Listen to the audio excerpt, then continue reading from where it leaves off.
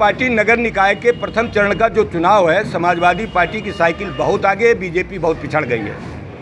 तो जब इनके बयानों में स्वयं में अंतर है, जो सरकार चला रहे हैं, तो आप समझ लीजिए कि जनता इनकी बातों को कितना ध्यान दे रही है कि कोई कुछ बोल रहा है, कोई कुछ बोल रहा है। समाजवादी पार्टी इतना जानती है कि समाजवादी पार्टी इस बार नगर निकाय के चुनाव में भारतीय जनता पार्टी को पछाड़ेगी और भारतीय जनता पार्टी से नगर निकाय के चुनाव में जहां बीजेपी कब्जा है, का विधानसभा का चुनाव हो या लोकसभा का चुनाव हो, मतदाता सूची में जिस तरीके की हेरफेर की जा रही है, ये लोकतंत्र के लिए घातक है।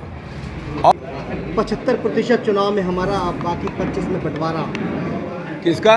केशव प्रसाद मौर्य का, डिप्टी सीएम है जो 25 हमारा पार्टी ने बंटवारा, ये बयान दिया है उन्होंने, डिप्टी सीएम केशव प्रसाद मौर्य जी। तो ये दोनों डिप्टी चीफ मिनिस्टर और चीफ मिनिस्टर के बयानों में बहुत अंतर है।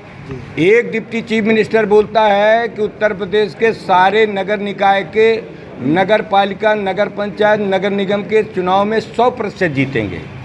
दूसरा डिप्टी चीफ मिनिस्टर बोलता है, कितना बोला आपने बताया? 75 हमारा, 25 में बंटवारा। तो समझ लो कि दोनों में कितना अंतर है। और जो मुख्यमंत्री जी हैं, वो तो पूरे उत्तर प्रदेश को जीत रहे हैं।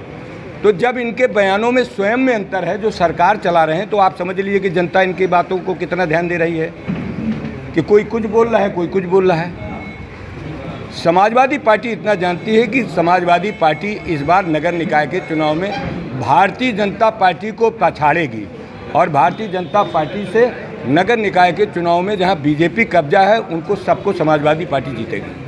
अभी देखा गया कल के चुनाव को लेकर समाजवादी पार्टी का बयान था कि काफ़ी गड़बड़ियाँ हुई है, चुनाव में धांधली हुई है और बीजेपी कह रही है कि जब ये हारते हैं तो इस तरीके की बयानबाजी करते हैं। देखिए, ऐसा नहीं है, चाहे वो चुनाव हो या न हो, समाजवादी पार्टी जो चुनाव की पद्धति है, प्रणाली है, जो चुनाव का तरीका है, उस चुनाव पर समय समय पर समाजवादी पार्टी निर्वाचन आयोग पर अपनी बात कहती रहती है कि चाहे नगर पंचायत का चुनाव हो, चाहे वो आपका विधानसभा का चुनाव हो या लोकसभा का चुनाव हो, मतदाता सूची में जिस तरीके की हेरफेर की जा रही है, ये लोकतंत्र के लिए घातक है।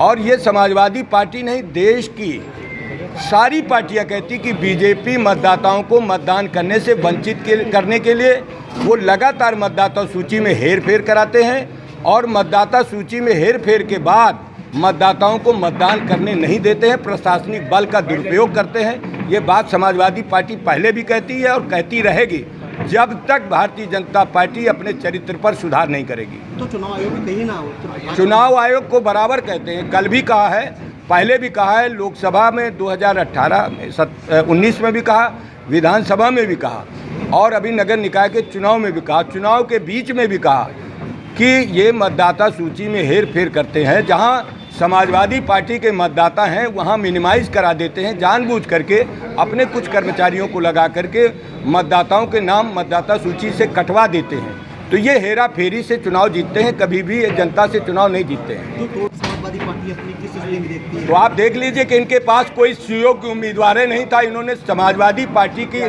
प्रत्याशी को अपना प्रत्याशी बना करके, तो इसी तरीके का काम ये करते हैं जो काम अखिलेश यादव जी ने करके दिया है। उत्तर प्रदेश में जो काम विकास का अखिलेश यादव जी ने किया, उसी पर ये अपना जो है उद्घाटन का पत्थर लगा करके अपना काम बताते हैं। इससे साफ साबित होता है कि भारतीय जनता पार्टी का न विकास पर न कोई सामाजिक समरसता पर इनका ध्यान नहीं है। तो समाजवादी पार्टी नगर निकाय के प्रथम चरण का जो चुनाव है, समाजवादी पार्टी की साइकिल बहुत आगे है, बीजेपी बहुत पिछड़ गई है।